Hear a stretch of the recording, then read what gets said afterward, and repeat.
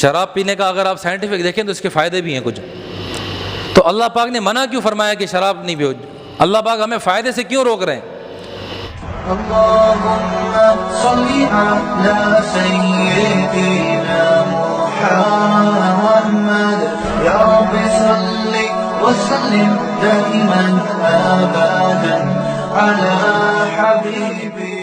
اور یہ جو سائنس ہے یہ دن بدن آپ کو ترقی کرتی ہوئی نظر آئے گی.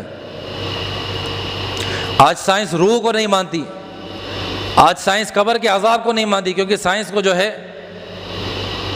ثبوت چاہیے اس چیز کا. آپ اگر کسی ڈاکٹر تو مسلمان بھی ہوتے ہیں، لیکن کوئی ایسا بندہ جو مسلمان نہ ہو، سائنسدان ہو، اگر آپ اس کو کہیں کہ قبر کا عذاب برحق ہے تو آپ کو کہے گا کسی قبر کو کھود کے ہمیں قبر کا عذاب دکھاؤ. لیکن اس کے اس سوال کی وجہ سے آپ قرآن و حدیث سے اپنا ایمان تو نہیں ہٹائیں گے. سائنس کیا جنت کو ثابت کر سکتی ہے؟ سائنس کیا جہنم کو ثابت کر سکتی ہے؟ ہمارا مسئلہ یہ کہ ہم نے صرف سائنس کو پڑھا ہے، ہم نے قرآن پاک کو نہیں پڑھا.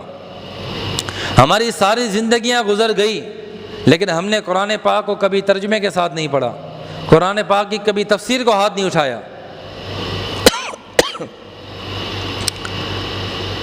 کسی نے سوال کیا کہ شراب پینے کا تو فائدہ بھی ہوتا ہے، پھر اللہ پاک نے منع کیوں فرمایا؟ شراب پینے کا اگر آپ سائنٹیفک دیکھیں تو اس کے فائدے بھی ہیں کچھ. تو اللہ پاک نے منع کیوں فرمایا کہ شراب نہیں پیو؟ اللہ پاک ہمیں فائدے سے کیوں روک رہے ہیں؟ تو آپ پہلے قرآن کو کھول کر تو دیکھو کہ اللہ پاک نے جب شراب کو حرام فرمایا تو اللہ پاک نے یہ بات بھی فرمائی ہے. اللہ پاک نے فرمایا یسألونک عن الخمر والمیسر، کہ یہ لوگ شراب اور جوئے کے بارے میں پوچھ رہے ہیں. قل فیہما اثم کبیر ومنافع للناس. اللہ پاک فرمایا کہ ان دونوں کے اندر، شراب اور جوئے کے اندر، نقصان بھی ہے اور فائدہ بھی ہے. ومنافع للناس، لوگوں کے لیے فائدہ بھی ہے. وَإِثْمُهُمَا أَكْبَرُ مِن نَفْعِهِمَا، پر اس کا جو نقصان ہے وہ اس کے فائدے سے زیادہ ہے. ہم نے صرف ایک چیز پڑھ لی کہ اس کا یہ فائدہ ہے اور ہم نے سوال کر لیا کہ ایسا کیوں ہے. اللہ پاک نے تو منع فرمایا. ہم اس چیز پر غور نہیں کرتے کہ اس چیز کا نقصان بھی ہے، اور نقصان یہ اللہ پاک ہمیں خود بتا رہے ہیں کہ فائدہ بھی رکھا ہے لیکن نقصان چونکہ زیادہ ہے اس لیے تمہارے لیے یہ نقصان دہ ہے. جوا کھیلنے میں فائدہ بھی ہے، آپ جیت بھی تو سکتے ہیں جوا کھیل کر، آپ کو تو فائدہ ہوگا، لیکن اس میں ہارنے کا خطرہ زیادہ ہے. 10 بندے کھیلتے ہیں، کوئی ایک جیتتا ہے، اس میں نقصان زیادہ ہے. اور اس کے بعد اس جوئے کی لت جب آپ کو لگے گی تو آپ دوسرے اعمال سے بھی ہٹ جائیں گے. جب آپ کو شراب کی لت لگ جائے گی تو آپ دوسرے اعمال سے بھی ہٹ جائیں گے. اس شراب کے نشے میں آپ دوسرے گناہ بھی کرتے رہیں گے. جب آپ شراب کے نشے میں ہوں گے تو آپ مسجد میں نہیں آ سکتے، آپ نماز نہیں پڑھ سکتے، یہ نقصان الگ ہو گیا.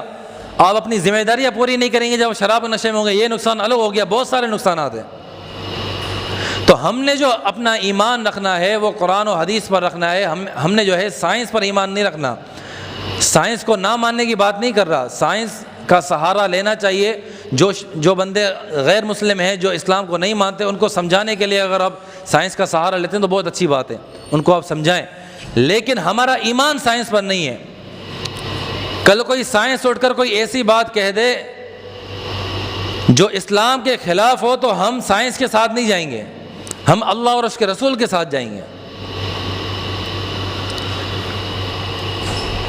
تو ہمارا ایمان اللہ اور اس کے رسول، ہم نے کلمہ جو پڑھا ہے وہ سائنس کا کلمہ نہیں پڑھا، ہم نے کلمہ پڑھا ہے اللہ اور اس کے رسول کا، لا الہ الا اللہ محمد رسول اللہ. ہم نے کلمہ اللہ اور اس کے رسول کا پڑھا ہے، ہم نے سائنس کا کلمہ نہیں پڑھا.